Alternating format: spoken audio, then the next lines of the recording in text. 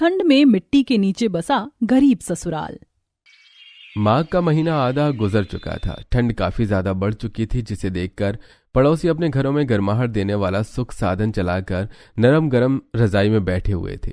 वहीं गरीब दिनेश और काशी का परिवार ठंड का कहर झेल रहा होता है। हे भगवान, अब की बार तो बड़ी बेजोड़ की ठंड पड़ी है। माघ के महीने में ही इतनी कड़कड़ा कर ठंड गिर रही है, पता नहीं पूस के महीने में सर्दी आफत करेगी। 3-4 दिनों से मौसम काफी ज्यादा चेंज होने से सूरज भी मुंह नहीं दिख रहा था। वहीं आशा ठंडी मिट्टी के लेपन से चूल्हा पोत रही होती है, तभी जमीन के अंदर की मिट्टी ऊपर उभरी देखती है।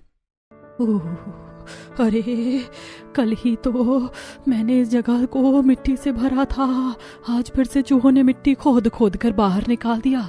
एक तो इतनी ठंड में रोज रोज चूल्हा पोतने में हाथ पिघल जाते हैं, ऊपर से ये चूहे मिट्टी खोद देते हैं। दिन पर दिन रसोई मिट्टी में धंसती जा रही है। अरे आशा बहू, अभी तक तो चूल्हा ही पोत रही है। यहाँ सर्दी से आज तो बिछौना भी बर्फ की तरह ठंडा हो गया है, बिल्कुल गर्माई नहीं मिल रही। अब तो चाय पीकर ही थोड़ा राहत आएगा। तभी एक मोटा सा चूहा रसोई के जमीन में लगाई गड्ढे में से उछलता भागता हुआ सीधा बिस्तर पर से भागता है। दादी दादी, आपने देखा बिस्तर पर से कितना बड़ा सा मोटा सा चूहा गया? अरे बेटा, वो चूहा नहीं था बल्कि घुस था, घुस। और ये घुस जिस भी जमीन में गड्ढा लगाते हैं उस जमीन की नींव को कमजोर कर देते हैं। अरे ऊपर से हमारा तो ये मकान भी कितना पुराना और कच्चा हो चुका है। काशी की जमीन भी काफी अंदर धंसती जा रही है। इस मकान को मरम्मत की सख्त जरूरत है। दिनेश को मकान बनाने की बात करते सुनकर अब काशी कुड़कुड़ करने लगती है। हाजी, अभी एक तो वैसे ही घर में इतनी कंगाली छा रखी है कि पेट भरने को भी आफत हो रखी है, और तुम्हें मकान बनवाने की पड़ी है। अरे काशी, जब देखो तुम दाना पानी लेकर मुझ पर ही क्यों चढ़ जाती हो? और क्या गलत बोला मैंने? इस मकान को मरम्मत की जरूरत है। पहले ही भादों में छत टूट कर गिर चुकी है, और जिस हिसाब से ठंड में रोज रोज ओस गिर रही है, छत की घास भी सर्द गई होगी। दोनों के बीच में घर की कच्ची खराब हालत टूटी छत को लेकर काफी कहासुनी होती है।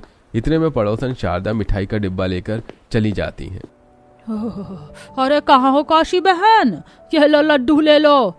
अरे हे शारदा बहन, इतनी ठंड में तुम मेरे घर में चौखट पर क्यों खड़ी हो? अंदर तो आ जाओ, बहू चाय बना रही है, चाय पी करके जाना। तभी काशी के घर की दीवारों के अंदर जमीन में जाते गड्ढे लगे देखकर शारदा मुंह सिकोड़ लेती है। अरे नहीं नहीं बहन, मैं ऐसे किसी के घर का चाय पानी पीना पसंद नहीं करती। तुम जल्दी से लड्डू ले लो, मुझे बाकी घर में भी लड्डू बांटने जाना है। हो मुझे तो बड़ी सर्दी सी लग रही है, पूरा रोम रोम सिहर गया। पता नहीं तुम्हारा परिवार इतनी ठंड में इस कच्चे झोपड़पट्टी में कैसे रहन सहन करता है। और तुम्हारे तो 2 बेटे हैं कमाने वाले, अब तो तुम मकान पक्का करवा ही सकती हो। शारदा काशी के घर की दुर्दशा देखकर भी जानबूझकर मकान पक्का करवाने को बोलबाजी मारती है, जिसे कंचन गुस्से से जवाब देती है। आंटी जी, अब क्या करें? हमारे पास आपके घर जितनी मोटी कमाई नहीं है ना। जब हमारे पास पैसा होगा तो हम भी अपने घर में काम लगवा लेंगे। काशी बहन, बुरा मत मानना, लेकिन तुम्हारी लड़की ना 1 नंबर की मुंहजोड़ है। जवाब तो इसके मुंह पर होता है। अरे मैं तो यहाँ अपने घर की खुशी में लड्डू बांटने आई थी। मेरे बेटे नितेश का रिश्ता लग गया, इसीलिए मैं तो तुम्हें यही सलाह दूंगी कि 2-4 लाख रुपए खर्च करके पहले मकान बनवा लो, फिर मैं तुम्हारे बेटे के लिए बढ़िया मोटी पार्टी देकर रिश्ता करवा दूंगी। अच्छा, मैं चलती हूँ। इतना बोलकर शारदा लड्डू देकर चली जाती है, लेकिन उसकी कही बात काशी के दिमाग में बैठ जाती है। भले ही शारदा के बोलने का तरीका थोड़ा कड़वा था, लेकिन बात उसने ठीक बोली है। आज की डेट में गरीब से गरीब लड़की वाला भी घर द्वार देखकर ही रिश्ता करता है। मैं तो कहती हूँ 2-4 लाख खर्च करके पहले मकान बनवा लेते हैं, उसके बाद हम प्रदीप की शादी धूमधाम से करेंगे।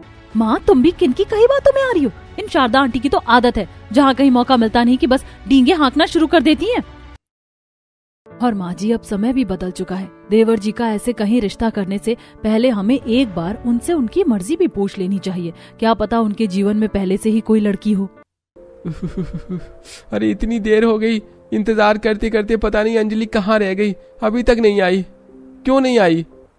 ठंड में रोड पर खड़ा प्रदीप अपनी गर्लफ्रेंड अंजलि का वेट कर रहा होता है। सर्दी की वजह से पूरे सड़क पर सन्नाटा छाया हुआ था।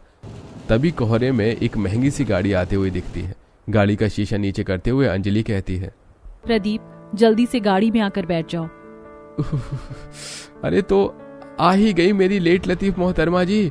इस बंदे पर थोड़ा तरस तो खा लिया करो। इतनी कड़कड़ाती ठंड में पिछले 2 घंटे से तुम्हारा वेट कर रहा हूँ। थोड़ा और अच्छे तरीके से लेट लग जाती तब तक आती जब मेरी कुल्फी जम जाती सड़क पर खड़े होकर।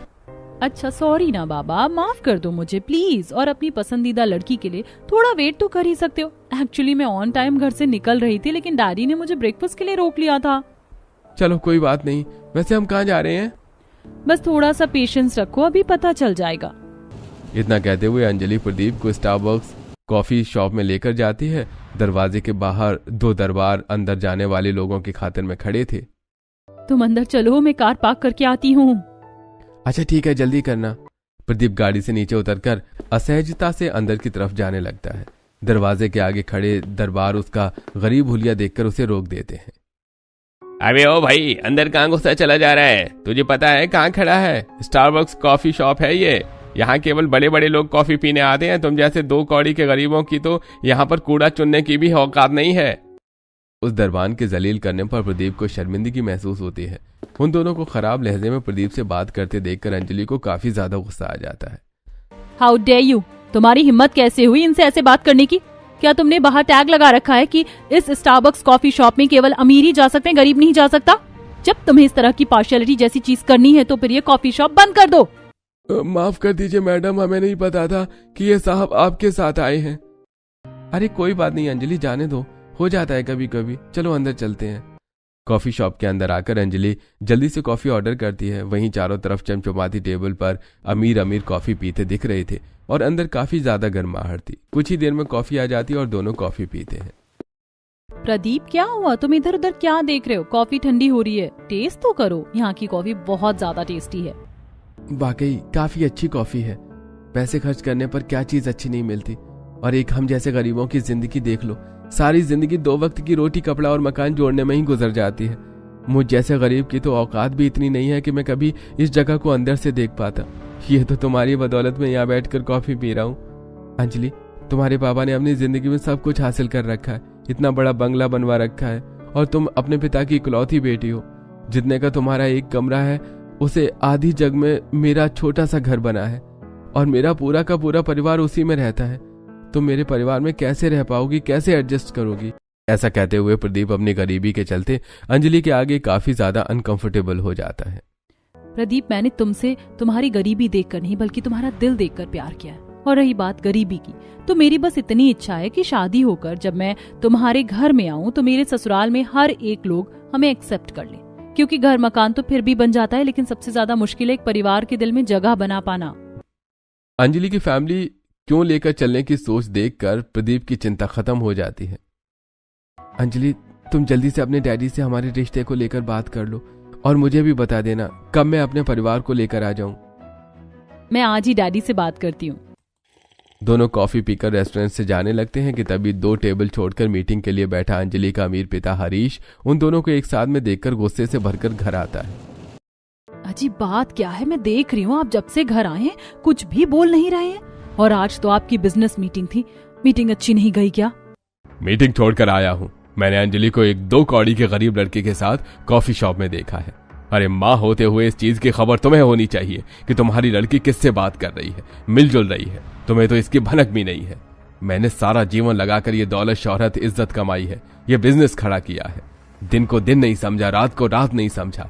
कभी भी मैंने अंजलि को बेटे से कम नहीं समझा, लेकिन मैंने कभी ख्वाब में भी नहीं सोचा था कि वो एक 2 कौड़ी के लड़के से दिल लगा लेगी। हरीश गुस्से में ऐसा बोल रहा होता है कि तभी अंजलि घर में आते हुए उसकी बातें सुन लेती है। कौन था वो 2 कौड़ी का गरीब लड़का? पापा, मैं आपको अपने और प्रदीप के बारे में बताने वाली थी। पापा, प्रदीप बहुत अच्छा लड़का है, मैं उससे बहुत प्यार करती हूँ। अंजलि, तुम्हें क्या लगता है कि वो 2 टके का लड़का तुम्हें खुश रख पाएगा? केवल प्यार से पेट नहीं भरता। जिस जगह में उसका परिवार रहता है वो कितनी गंदगी है। मुझे वो 2 कौड़ी का गरीब लड़का बिल्कुल भी पसंद नहीं है, और अगर तुझे करनी है तो मैं तेरी शादी उसे करवाने को तैयार हूँ, पर मेरी भी एक शर्त है। कैसी शर्त? शादी के बाद उसे घर जमाई बनकर रहना होगा और अपने गरीब परिवार से भी सारे रिश्ते नाते तोड़ना होगा। कह दो इसे गायत्री। अजी, आप कैसी बातें कर रहे हो? आज तक कोई दामाद ससुराल में घर जमाई बनकर रहा है, ये सही नहीं होगा। अंजलि अपने माता पिता को छोड़कर अपने प्यार को चुनती है। जहां मंदिर में शादी करके प्रदीप उसे अपने घर ले जाता है, जहां टूटी छत के अंदर आशा चूल्हा लगाकर रोटी बना रही, बगल में बैठी काशी सब्जी काट रही थी। छत के छोटे छोटे छेद में से ओस बर्फ के टुकड़े बनकर अंदर आ रही थी। अंजलि ठंड में ठिठुरते हुए गरीब ससुराल के चौखट पर खड़ी होकर अंदर को देखने लगती है।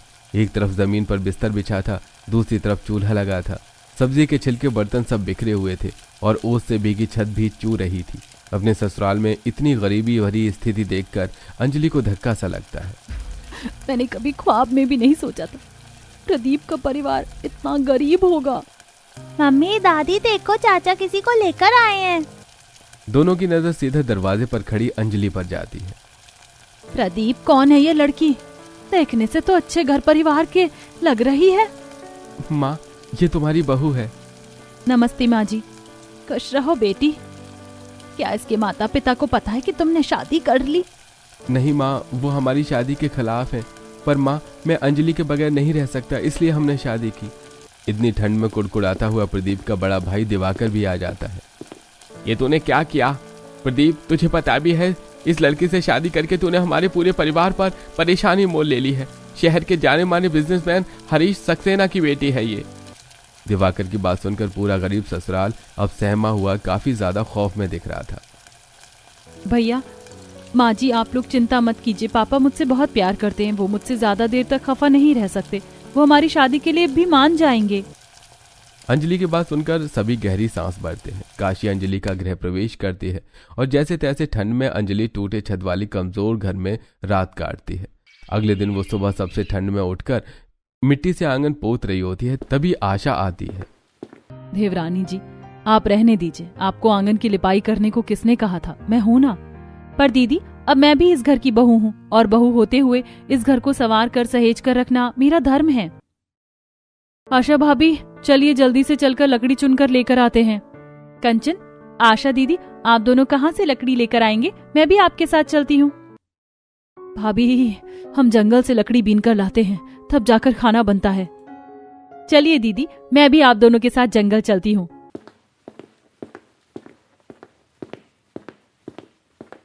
आशा भाभी देखो, इस गाय ने बछिया भी कर दिया, लेकिन इस तरीके से जमीन के अंदर मिट्टी में गड्ढा करके क्यों बैठी है? इसको ठंड लग रही होगी। कंचन, हमारे मुकाबले जीव जंतु की खाल मौसम के हिसाब से ढल जाती है। ठंड के मौसम में जानवरों को जमीन के अंदर मिट्टी में गर्माहट मिलती है, इसीलिए वो जमीन में गड्ढा करके रहते हैं। अंजलि बड़े प्यार से उस गाय के बछिया को देखती है जिसे गाय जीभ से चाटकर प्यार जता रही थी। थोड़ा और आगे चलकर आने पर अंजलि को एक बसवारी दिखती है, जहां उसे जमीन में जाते हुए मिट्टी के अंदर एक गहरा मांदा दिखाई देता है। जेठानी जी, ये जमीन के अंदर इतना बड़ा गड्ढा किसने कर रखा है? ऐसे तो इस जंगल के जीव जंतु इसके अंदर जाकर फंस जाएंगे। हमें इस गड्ढे को भर देना चाहिए। अंजलि ऐसा कहते हुए मांद की तरफ बढ़ने लगती है। तभी उसमें से तेंदुए का दूध पियाऊ बच्चा चलकर बाहर निकलते दिखता है। तेंदुए का बच्चा देखकर कंचन, आशा खौफ से भर जाती हैं। आशा भाभी, इस बसवारी के अंदर तो तेंदुए ने मांद लगा रखा है, कहीं इसकी माँ बाहर ना निकल जाए। चलिए यहाँ से चलते हैं। हाँ चलो, हम जंगल के दूसरे हिस्से से लकड़ी बीन लेंगे। देवरानी जी चलिए। तीनों डरते डरते पैर दबाकर जमीन के मिट्टी के अंदर जाते मांद से आगे आ जाती हैं, जहाँ ठंड में ठिठुर कर ओस से भीगी लकड़ी को बीन कर उसकी गठरी लेकर घर आ जाती हैं, जहाँ अंजलि सभी को पूरे दिलों से मन से पहली रसोई में पूरी सब्जी बनाकर सबको खिलाती है। बहुत ही खस्ता पूरी सब्जी बनाई है तुमने। अरे ठंड के मौसम में यह पूरी पकवान खाकर तो मन खुश हो जाता है। पापा जी, और पूरी लीजिए ना। अरे नहीं बहू, सारी पूरी अपने ससुर की थाली में ही दे दोगी तो तुम खुद क्या खाओगी? ये लो, खा लो। काशी अपने हाथों से कौर बनाकर अंजलि को खिलाती है, जिससे उसकी आंखों में खुशी के आंसू आ जाते हैं। तो वहीं दूसरी तरफ गायत्री हरीश के लिए गर्मा गर्म खाना बनाकर लाती है। अजी चलिए, उठकर जल्दी से खाना खा लीजिए। सब चीज आपके मनपसंद की बनाई है। मुझे भूख नहीं है गायत्री, खाना ले जाओ। अजी अब तो गुस्सा थूक दो। हमारी अंजलि अपने ससुराल में बहुत सुखी से रह रही है। मैंने हमारे नौकर शाम को देखने के लिए भेजे थे। भले ही उसके ससुराल वाले गरीब हो, लेकिन हमारी अंजलि वहाँ खुश है। अब उसे माफ कर दीजिए, आखिर वो हमारी बेटी है। अरे वो तो मेरे लिए सदा सदा के लिए उसी दिन मर गई, जिस दिन वो उस 2 टके के लड़के के लिए अपनी बाप की चौखट लांग कर चली गई। मैं उनकी ईंट से ईंट बजा के रख दूंगा। अपनी झूठी शान और इज्जत में चूर होकर हरीश अपनी अमीरी के दम पर दाव पेच लगाकर गरीब ससुराल वालों से उनकी जमीन जब्त कर लेता है। कुछ दिन बाद अरे पापा जी आप यहाँ? नमस्ते माँ, भाभी अंजलि के पिता हैं। अरे समधी जी, आप चौखट पर बाहर क्यों खड़े हैं? भीतर तो आइए। आशा बहू जल्दी से नाश्ते पानी की व्यवस्था करो। तभी ठंड में थरथराते हुए अंजलि घास लेकर आती है। पापा, आप यहाँ पर? मुझे पता था आप ज्यादा दिन मुझसे नाराज नहीं रहेंगे, मुझे माफ कर देंगे। अंजलि मेरी बच्ची, ये ख्याल रखा है तुम लोगों ने मेरी बेटी का? आज तक उसने खुद से एक गिलास पानी भी नहीं पिया और तुम लोगों से इतनी ठंड में घास मंगवा रहे हो। मैं अपनी बेटी को हमेशा के लिए लेने आया हूँ। अरे बस कीजिए, आप अंजलि के पिता हैं इसलिए मैं आपकी इज्जत कर रहा हूँ। आप मेरे ही घर पर खड़े होकर मेरे परिवार का अनादर कर रहे हैं। अरे बरखुरदार, जिस जगह इस वक्त तुम खड़े हो वो जमीन अब मेरी है, क्योंकि मैंने इस जमीन को दुगना पैसा देकर खरीद लिया है। इस ठंड के मौसम में मैंने भी तुम लोगों को दर दर की ठोकर नहीं खिलाई तो देखना। अरे समधी जी, हमें तो लगा था कि आप बेटी के मुंह में सब कुछ भूल कर यहाँ उससे मिलने के लिए आए हैं, लेकिन अब आपकी बेटी हमारे घर की इज्जत है। पूरा गरीब ससुराल अपना थोड़ा बहुत सामान लेकर ठंड के मौसम में चौखट के बाहर निकल जाता है। अंजलि अपने पिता का हाथ छोड़कर उनके साथ चली जाती है। अंजलि रुक जाओ, उनके पास न जमीन बची है और ना ही रहने के लिए छत। इस ठंड के मौसम में इनके साथ जाकर पछताने के सिवा कुछ हासिल नहीं होगा तुम्हें। पापा, अब यही मेरा परिवार है, जहाँ ये जाएंगे वहीं मैं भी जाऊंगी। बेचारे गरीब ससुराल वाले बरसती कड़कड़ाती ठंड के मौसम में मारे मारे फिरते हुए जंगल में आकर बैठ जाते हैं, जहाँ पेड़ों पत्तों पर जमी हुई ओस की बूंदें बरसात की तरह चू रही थी। बर्फ की तरह ठंडी ठंडी हवा चल रही थी जो कि सबकी रूह को सिहार रही थी। अच्छू अच्छू, अम्मी दादी, यहाँ बहुत ठंडी ठंडी लग रही है। क्या हम इस जंगल में पिकनिक मनाने आए हैं? बोलो ना, हम यहाँ क्यों आए? वापस घर चलो ना।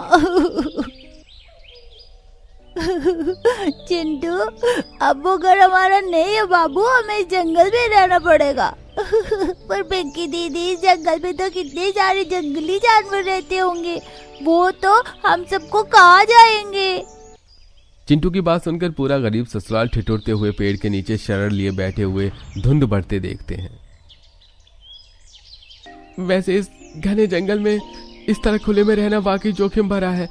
हम एक बसावट कर लेते हैं, ठंड में भी काफी ज्यादा है, इस तरह हम रात नहीं काट सकते। पर भैया, दिवाकर भैया, इतनी तेज हवा चल रही है, ऐसे में तंबू भी कहाँ टिकेगा? तभी एकदम से मिट्टी में से कुछ मैमल्स के बच्चे बाहर निकलते हैं, जिनके शरीर में उस ठंड को सहन करने की क्षमता होती है। अरे इस जमीन के अंदर से चूहे जैसा क्या भगा है? छछूंदर था क्या? नहीं पापा जी, वो चूहा नहीं बल्कि मेमलस थे। ये आमतौर पर जमीन के ऊपर नहीं बल्कि जमीन के नीचे मिट्टी खोद कर रहते हैं। इनका शरीर मिट्टी में रहने के लिए सक्षम होता है। सर्दी का मौसम शुरू होते ही इन मैमल्स की प्रजाति ठंड से बचाव करने के लिए जमीन में मिट्टी में बसावट कर लेते हैं। अरे वाह चाची, फिर तो ये बड़ा मजेदार है। हम लोग भी इन छोटे छोटे मैमल्स की तरह जमीन के अंदर मिट्टी में घर बनाकर रह सकते हैं। राजू की नादानी में ठंड में बेआसरा ससुराल वालों को कड़कड़ाती ठंड से बचाव करने का आसरा दिखाते हैं। बच्चे सच में भगवान का रूप होते हैं। भगवान ने हमें चिंटू के जरिए ठंड में खुद को सुरक्षित रखने का रास्ता दिखाया है। जब तक किसी ठिकाने का बंदोबस्त नहीं होता, इस मिट्टी के अंदर जमीन में ही बसावट कर लेते हैं। पर माँ, इस जंगल की मिट्टी काफी ज्यादा ठोस है, इसे खोदने के लिए हमें औजार की जरूरत लगेगी। तभी कंचन का जुगाड़ दिमाग चलता है। भैया, औजार बनाने के लिए ठोस पत्थर और लकड़ी की भी तो जरूरत लगती है। हम खुद से औजार बना सकते हैं। अब कंचन और अंजलि सतर्कता से कुछ मजबूत टिकाऊ पेड़ों की लकड़ी काट कर लाती हैं। वहीं प्रदीप दिवाकर कुछ ठोस पत्थरों को पैना करके मिट्टी खोदने के लिए औजार बनाते हैं। तो वहीं जंगल के खतरनाक जीव जंतु से अपना बचाव करने के लिए भाले भी बनाते हैं। पूरा का पूरा परिवार गरीब ससुराल ठंड में कांपता हुआ जमीन को गहराई तक खोदता है। देखते ही देखते रात गहरी हो जाती है और जंगल से सियार, हाथी, तेंदुए के दहाड़ने चंघाड़ने की आवाज आती है, जिससे सबका डर से कलेजा बैठ जाता है। ये जमीन धम धम कांप क्यों रही है? लगता है जानवर हमारी तरफ आ रहे हैं। भाभी, इन जानवरों को हम इंसानों की तुलना में सूंघने की शक्ति काफी तेज होती है। वैसे हमने जमीन में इतनी मिट्टी तो खोद ली है कि आज की रात हम इस जमीन के अंदर बस सकते हैं। अब सभी पैर जमाकर अब जमीन के अंदर होते हुए आते हैं, जहां जंगल के बाहरी हिस्से की तुलना में जमीन के निचले हिस्से में गर्माहट थी और ठंड का नामो निशान भी नहीं था। अरे वाह, इस मिट्टी के अंदर तो कितनी ज्यादा गरम गरम सा लग रहा है, जैसे कि हीटर चल रहा है। सचमुच बाहर तो ठंड कितनी लग रही है, मेरा तो कलेजा जम सा गया था। यहाँ राहत तो है। अरे लेकिन इसी जमीन के अंदर की मिट्टी कितनी नम है, इतनी ठंड में हम मिट्टी के अंदर बसावट करके नहीं रह सकते। अजी अभी ना तो हमारे सर पर छत है और ना जगह जमीन। ऐसे ठंड के मौसम में हम कहाँ शरण लेंगे? जब तक हालात ठीक नहीं हो जाता इस मिट्टी के अंदर ही बस कर रहते हैं। पूरा ससुराल कहर ढाती ठंड में मिट्टी के निचले हिस्से में बैठे बैठे सुबह करते हैं। तब सूरज की किरण फूटने पर धूप निकलती है। हल्की हल्की धूप में अब जमीन गर्म होती है और मिट्टी के नीचे बसे ससुराल वालों को थोड़ी गर्माहट मिलती है। सभी बाहर निकलते हैं। अच्छा, हम दोनों नदी पर जा रहे हैं, देखते हैं अगर थोड़ी बहुत मछली मिल गई तो मारकर बाजार में बेच कर आएंगे। दोनों भाई मछली पकड़ने की तलाश में भटकते भटकते आखिरी भाग में आते हैं, जहां धीरे धीरे जंगल में पड़ी धुंध साफ होती है। तभी उन्हें एक गड्ढा दिखता है जिसमें बड़ी बड़ी पानी के ऊपर चलते दिखाई देते हैं। किनारों पर हरी भरी घास उपजी थी। भैया देखो, इस गड्ढे में तो कितनी बड़ी बड़ी मछली हैं। लगता है काफी समय से इस गड्ढे में किसी ने मछली मारी नहीं है, इसमें से खूब मछली निकलेंगी। अब दोनों ठंडे ठंडे मिट्टी वाले पानी में अंदर उतरते हैं। अरे इस ठंडे गड्ढे का पानी कितना ज्यादा जम रखा है, ऐसा लग रहा है। कुछ ही देर में दोनों मछलियों को पकड़कर अब टोकरी में भरते हैं और वहीं किनारों पर उपजे साग को बेचने के लिए तोड़कर बाजार ले जाते हैं। वहीं दोनों बहुएं ठंड में अपने मिट्टी के नीचे के बसावट से ऊपर आकर सूखी पुआल ढूंढने लगती हैं। ओह, पूरा जंगल तो ओस से तर हो रखा है, यहाँ पर सूखी पुआल कहाँ मिलेगी? यदि हमें मिट्टी के नीचे उस नम जमीन में बसावट करके रहना है तो बिस्तर करने के लिए सूखा पुआल चाहिए ही होगा। दोनों ठंड में कुड़कुड़ाते हुए जंगल के बाहर एक खेत में पहुंच जाती हैं, जहां कुछ लोग कड़कड़ाती ठंड में गेहूं की फसल की कटाई कर रहे होते हैं, जहां खेतों में सूखी भूसी पड़ी होती है। जेठानी जी देखिए, इस खेत में कितनी सारी सूखी भूसी है। इसे हम अपने मिट्टी के नीचे वाले बसावट को लीप कर सुखा सकते हैं, जिससे गर्माहट हो जाएगी। पर क्या पता वो उनके काम का हुआ, एक बार मांग कर देख लेते हैं। दोनों कांपते थरथराते हुए खेत के मालिक के पास आती हैं। भैया जी, अगर ये सूखी भूसी आपके काम की नहीं है तो क्या हम ले लें?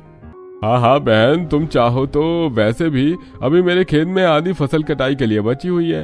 अगर तुम दोनों फसल कटवा पिटवा दोगी तो मैं तुम्हें थोड़ा अनाज और सूखी दे सकता हूँ।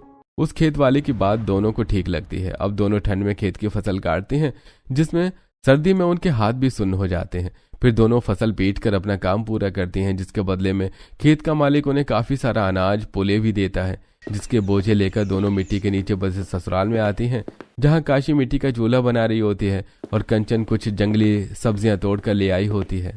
भाभी, आप दोनों आ गई। ये देखिए, माँ ने चूल्हा बना दिया है और मैं कुछ सब्जी अभी तोड़कर जंगल से ले आई हूँ। मम्मी, मुझको बहुत जोर की भूख लगी है, जल्दी से खाना बनाकर दे दो, कल से कुछ नहीं खाया। हाँ मेरा लाल, बस अभी अभी मैं गर्मा गर्म खाना बना कर देती हूँ। अब दोनों बहू चूल्हा जोड़कर खाना बनाती हैं, वहीं कुछ हिस्से में पूले से बिस्तर लगाती हैं। इतने में दोनों के पति भी मछली बेचकर खाने पीने और गर्म कपड़े लेकर आते हैं। इसी तरह कुछ समय बीत जाता है। गरीब ससुराल वालों का ठंड में मिट्टी के नीचे बसावट करके रहन सहन जारी था। वहीं ठंड और भी ज्यादा बढ़ जाती है, जिससे धूप जरा भी नहीं निकलती, जिससे नीचे की मिट्टी नम ठंडक भरी रहने लगती है, जिसकी वजह से मिट्टी के नीचे रह रहे सभी जीव जंतु वहां से निकलकर ठोस पेड़ों में गड्ढा लगा लेते हैं। और वहीं काशी और दिनेश से सर्दी सहन नहीं होती, जिसकी वजह से वो बीमार पड़ जाते हैं। तब गायत्री और हरीश अपनी बेटी और उसके ससुराल वालों को ढूंढते हुए जंगल आते हैं। अरे आप सब लोग मुझे माफ कर दीजिए। अपनी झूठी शान और नाक ऊंची रखने के चलते मैंने आप लोगों की जमीन पर, घर पर सब कुछ छीन लिया। एक बार भी ये नहीं, ऐसे ठंड के मौसम में आप सब क्या झेल रहे होंगे। मुझे अपनी गलती का अफसोस है। हरीश के आंसुओं में उसकी करनी का पछतावा दिख रहा था, जिससे गरीब सीधे मन वाले ससुराल वाले उसे माफ कर देते हैं। वहीं अंत में वो उन्हें जमीन लौटाकर पक्का मकान तैयार करवाकर उनकी मदद भी करता है, जिससे गरीब ससुराल वाले ठंड में मिट्टी के नीचे की बसावट को छोड़कर अपने घर में आ जाते हैं।